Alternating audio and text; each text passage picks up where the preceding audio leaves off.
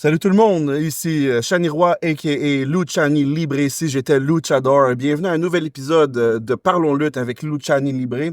Le 16e épisode déjà, ça fait déjà plus de 4 mois que je fais ça, guys. Puis là, j'ai des réalisations que je veux partager avec vous. Donc, je vais parler aujourd'hui de pourquoi je pense que je suis devenu ou j'étais toujours un fanboy. Je vais parler de la différence subtile entre certains moves de lutte. Et je vais finir par parler de la place qu'occupe le power driver ou les moves qui impliquent le coup dans la lutte professionnelle de nos jours. Alors c'est parti, parce que je crois en Luciani, parce que je crois en Luciani. Bienvenue à un nouvel épisode, gang, de Luciani Libre et qui parle de lutte avec vous autres. Puis une petite semaine de break. Je sais pas pourquoi. J'étais en mode observation pas mal durant les 2 dernières semaines. Beaucoup de choses qui se sont passées. Écoute, il y a eu Saturday Night Main Event, fin de semaine qui vient de passer. Il y a eu beaucoup d'événements dans la WWE. Puis, tranquillement, pas vite, à force d'être aussi sur les groupes Facebook ou les groupes de Reddit de lutte, j'en suis venu à une réalisation. Et la réalisation, c'est la suivante, parce que on sait que dans les groupes, j'en ai parlé, c'est la guéguerre entre la WWE et la AEW. Puis jusqu'à présent, je gardais une position plutôt neutre. J'étais un petit peu la Suisse dans la Première ou Deuxième Guerre mondiale. J'allais faire mes devoirs. Euh, je, je, je me mouillais pas, j'étais comme, mais la compétition, c'est mieux. Les vrais fans de lutte vont pas se battre pour savoir qui est la meilleure promotion. Ils vont juste apprécier le fait qu'ils ont plus de lutte à regarder. Mais les trolls de la AEW rendent ça bien difficile de pas prendre une position plus marquée, plus tranchée. Ou ça a fait émerger ma position, tout simplement, puis que je m'en suis un petit peu rendu compte. Donc, mesdames et messieurs, sans plus tarder, je crois que je suis un fanboy WWE. Voilà, c'est dit. J'ai fait mon coming out. Nuance à apporter. Nuance à apporter. Si je suis un fanboy de la WWE, je ne suis pas encore un hater de la AEW. Ce qui est une chose difficile, une position difficile à tenir. Et j'ai comme l'impression que c'est simplement une transition, puis que je vais probablement finir par me retrouver dans cette catégorie de gens. Mais, excusez-moi, j'étais plus capable de la rhétorique boiteuse des fans de la AEW. J'étais plus capable d'entendre les arguments bidons qu'ils offrent pour eux dire que la WWE c'est de la merde, puis que la AEW c'est le bon Dieu descendu du ciel en la personne de Tony Khan. Là, à un moment donné, je me suis dit, God, là, je pense que le feather that broke the camel's back, ou la goutte qui a fait déborder le vase, au cas de bilinguisme, c'était... Je blague. C'était... je vais vous lire ça, je regarde dans mes trucs. Il y en a qui disent, bon, j'ai comparé le dernier show de Dynamite de la AEW avec le dernier show de la WWE, probablement Saturday Night Main Event, ou peut-être Raw, ou peut-être SmackDown, I don't know, I don't care. Et j'ai comparé les deux shows, et les deux shows ont une durée de 2 heures, et la AEW est tellement supérieure parce que il y a eu 67 minutes de lutte dans l'arène, dans le spectacle de la AEW, alors que pour un même 2 heures, il n'y n'y en a que eu une 50aine de minutes de lutte dans l'arène pour la WWE.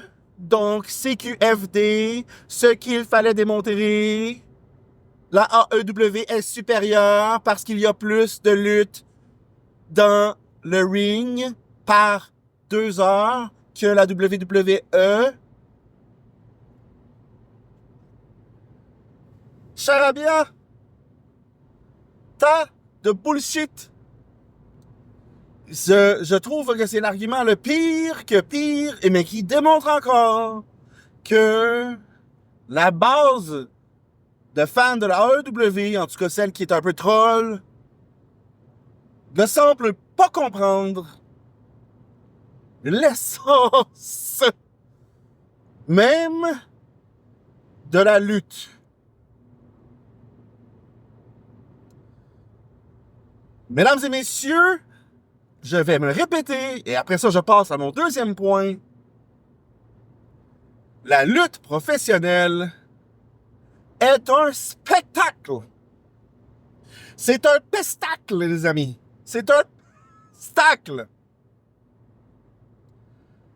Donc, s'il faut que la mise en scène prenne plus de temps pour que le combat soit plus impressionnant, ainsi soit-il. S'il faut que les entrances des lutteurs soient plus impressionnantes et qu'ils prennent plus de temps avant un match, jetez-moi la première pierre parce que je pêche par aimer cet aspect de la WWE. J'adore voir les entrances des lutteurs. Quand même, ça fait 50 fois que je les ai vus. Cody Rhodes, esti, quand il se met à terre, le point, qui se lève, esti, qui fait un « Oh! » Après ça, pou. Chaque fois, c'est hot. Quand Ludwig Kaiser, esti, sa musique commence ta-da, ta-da. Et puis après ça, il fait son petit move, puis il se revire, esti. C'est hot, tabarnak, c'est hot. Quand Bianca Belair, elle saute avec sa couette, esti. Peut-être que toi, t'aimes pas ça, mais c'est pas grave. Moi, je trouve ça entertainant, Colin. Donc, la lutte, c'est un spectacle. Puis, le but d'une organisation, d'une promotion de lutte, tant qu'à moi, c'est de rendre le spectacle le plus entertainant possible. Fait que je vais prendre 99,9 fois sur 100 le spectacle qui va être le plus impressionnant, même s'il y a moins de minutes dans le ring de lutte, que le spectacle de série B qui a plus de cognage sa tomate dans le ring. Fait que ça, c'était mon manifesto, c'était mon... Écoute, ça sonne plus comme l'argumentaire d'un hater, finalement.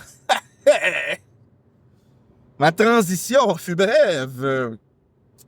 Alors, je sais plus, je pense que je vais quand même continuer de regarder Dynamite le mercredi à l'occasion parce que c'est le fun de chialer, puis j'aime ça me tenir au courant, de voir un peu ce qui se passe l'autre bord, mais c'est de la curiosité morbide rendu là. C'est comme un accident sur la route, tu le vois qui reste, tu peux pas arrêter de regarder. C'est pas parce que j'aime les accidents de la route, tu comprends? Fait que, à suivre, mes amis, mais clairement plus de WWE que de n'importe quoi d'autre dans ce podcast à partir d'aujourd'hui, ce qui était déjà un peu le cas, on se le cachera pas. Donc, hey, ça part bien un podcast, ça, tabarslack. OK. Maintenant, j'avais dit que j'allais parler des moves asti qui se ressemblent, avec une nuance. Au début, ça me gossait, je pense que ça me fâchait même un peu. Mais, avec le temps, je me dis, mais non, c'est ça la subtilité de la patente. Je vous explique qu'est-ce que je veux dire par là. Quand j'ai vu la première fois Randy Orton faire le RKO, je me suis dit, mais pourquoi qu'ils appellent ça un RKO? C'est un stunner. C'est le move à Stone Cold, Steve. Stone Cold, Steve Austin. C'est un stunner, Chris, c'est pas un RKO. Puis là, regarde, pour certaines personnes, c'est clair depuis longtemps la différence. Là, moi, j'étais pas clair au début c'était quoi la différence. Fait que j'ai fait ma petite recherche. Puis bon, puis, pour la petite histoire, ceux qui le savent pas ou ceux qui le savent, vous allez voir, vous allez confirmer si j'ai raison, ou vous allez me traiter d'ignorant fanboy hater de la AEW après que j'ai expliqué la différence. Mais les bravos, les bravos. Euh, ben dans le fond, le stunner de Stone Cold, c'est qu'il finit assis par terre, dans le fond. Stone Cold, il fait son stunner, pow! Puis après ça, ben, en même temps qu'il le fait, il s'assoit à terre. Tandis que le RKO de Randy Orton se pitch dans les airs, il se pitch les jambes dans les airs quand il fait le move similaire. Donc, il se retrouve avec à être couché au sol au moment où il tombe au sol. Donc, c'est ça la nuance entre les deux. Puis moi, regarde, tant qu'à moi, c'est bien correct qu'il y ait des nuances comme celle-là, tu sais. Comme Mark Henry disait, c'est tellement difficile de réinventer dans ce milieu-là.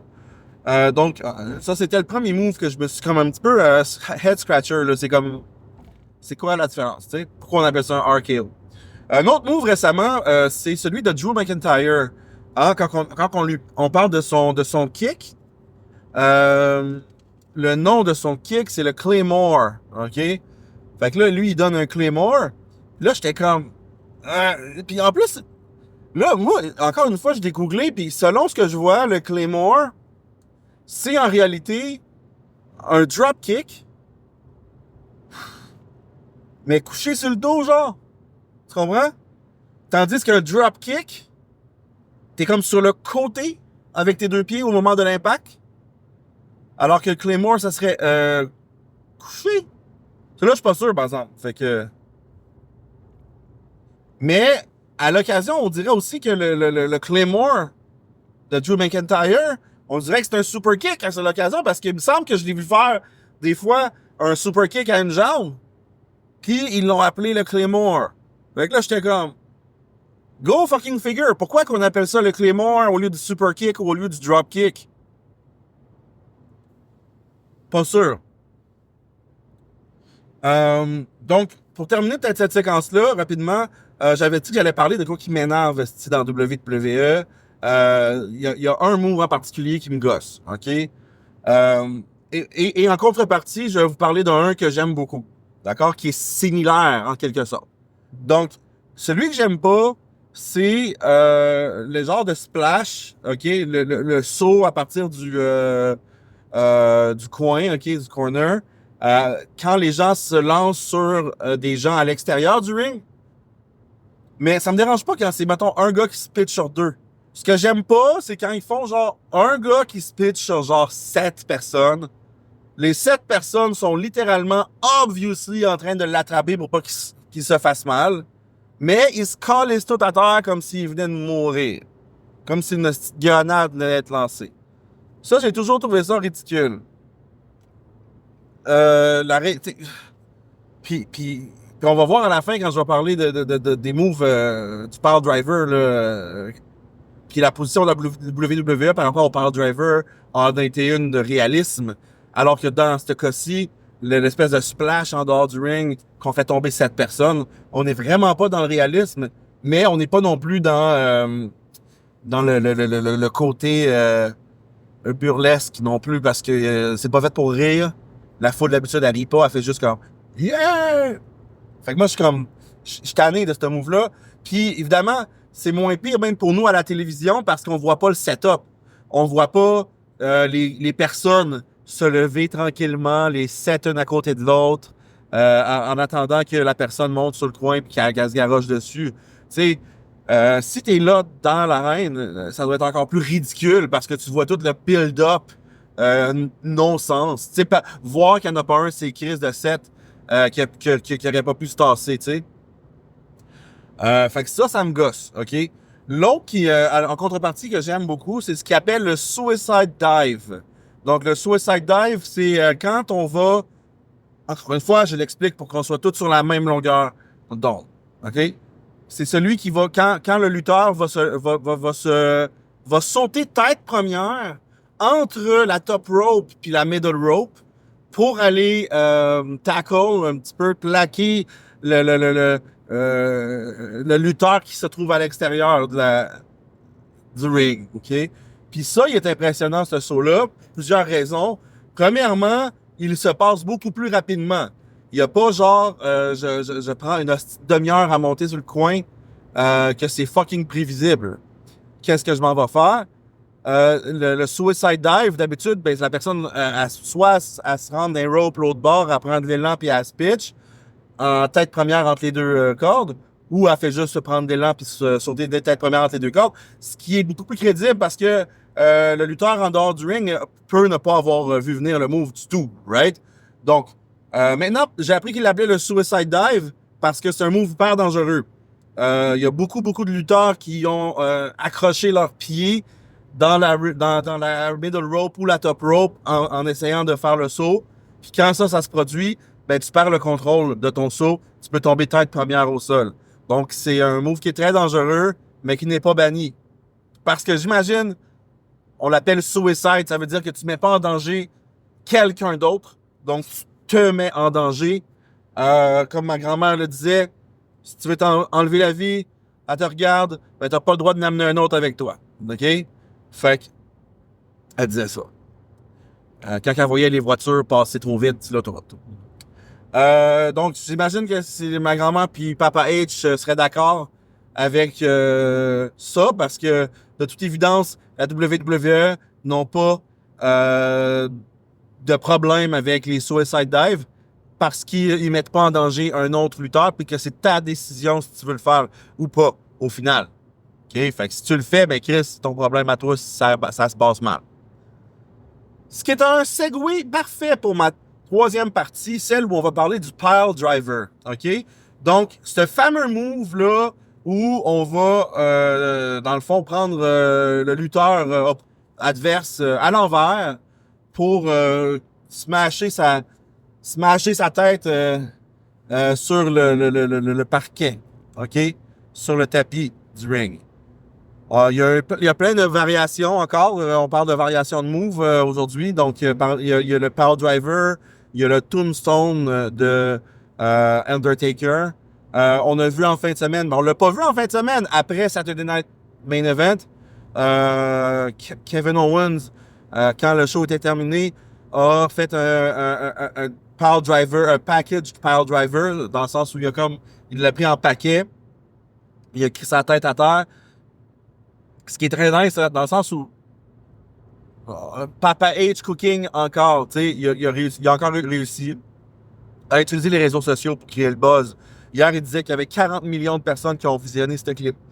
Ce clip-là, tous réseaux sociaux confondus, juste officiels de la WWE, parce qu'il y a un paquet de monde qui l'ont repartagé aussi.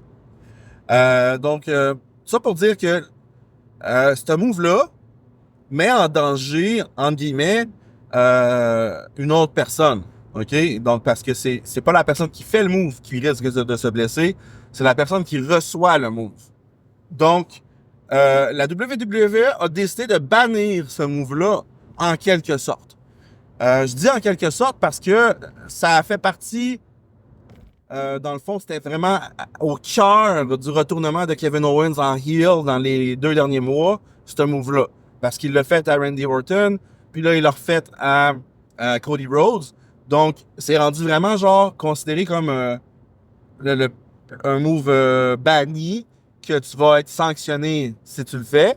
Puis là, il l'utilise un petit peu en amplifiant la dangerosité du move, qu'on dirait qu'à chaque fois qu'il est fait maintenant, la personne est blessée au cou, potentiellement blessée au cou. Encore une fois, divergence d'opinion avec les fans de la AEW, puis ça a été peut-être une autre des gouttes là, qui a fait déborder, qui disait « Oh, c'est de la merde, la WWE, les power drivers, après ça, ils s'en vont en ambulance tout le temps, alors que nous autres, dans la AEW, les gars, ils se relèvent à chaque fois. » Tu sais, c'est pas dangereux, Karim. Cave de chez Cave, comme argument encore, parce que il y a eu du monde qui se sont cassés le cou. Là. Josh Alexander de la TNA, il faisait une entrevue en disant, en fait, là, j'ai comme pas backé mon point très bien en disant ça, là, mais il faisait une entrevue en disant que, comme lui, il s'est cassé le cou 2 fois, il sait très bien comment les faire maintenant, donc il n'y a pas de danger, tu sais. Ce qui est un raisonnement un petit peu cave en soi, là, mais moi, je trouve que le fait qu'il se soit cassé le cou 2 fois prouve plutôt que c'est dangereux, tu sais.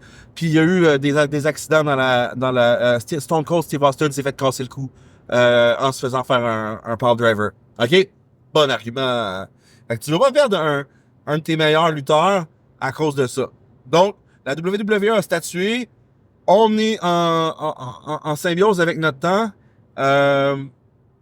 Donc, on va faire attention au coup à la tête inutile. Comme ceux-là. Puis moi, je suis comme Chris, c'est la bonne approche à avoir. Puis tant qu'à faire, tant qu'à changer son fusil d'épaule, on va y aller du tout au tout. Donc, moi, je suis pas en désaccord avec le fait que quand le move est utilisé, la personne, elle est sur le carreau après pendant un temps indéfini.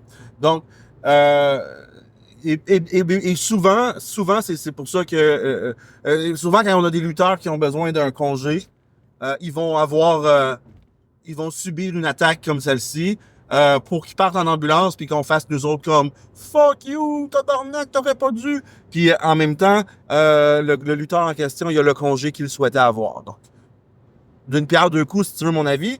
Mais voilà que je trouvais intéressant la position diamétralement opposée entre la AEW et la WWE quant à l'utilisation de ce move-là. Puis encore une fois, moi, je vais pencher du côté de la WWE. Je pense que c'était le bon move à faire en considérant la dangerosité du move et ce qui peut mal tourner en l'effectuant. Donc, je vais regarder mes notes. Fuck Tony Khan. Non, oups. Non, je vais finir avec un petit clin d'œil asti, qui m'a fait rire sur Internet. Puis après ça, on va se dire à la prochaine, guys. Quand Cody Rhodes il a reçu le power driver qui est sorti en ambulance, il y a quelqu'un sur Facebook qui, sans blaguer, parce que c'est probablement juste qu'il connaissait pas le bon terme, il a dit la chose suivante. Cody Rhodes a subi une blessure du col de l'utérus. Alors, sur ce, on va souhaiter prompt rétablissement à l'utérus de Cody Rhodes. Ça doit être un kiss de power driver qu'il a reçu si ça a résonné jusqu'à son col d'utérus. Donc, on se dit à la prochaine. C'était Shani Roy, a.k.a. Luchani Libre. Ici, j'étais Luchador. Et c'était le 16e épisode de Parlons Lutte avec Luchani Libre.